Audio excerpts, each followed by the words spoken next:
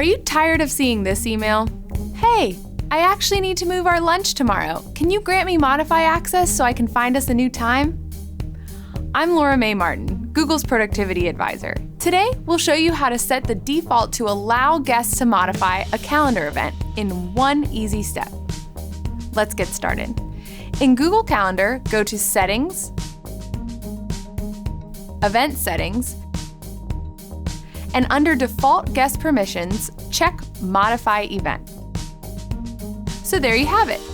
Easily make all of your calendar events default to Guests Can Modify. Save time and energy by not having to receive an email to change your calendar event ever again. If you have any specific questions about this tip, leave them in the YouTube comments below.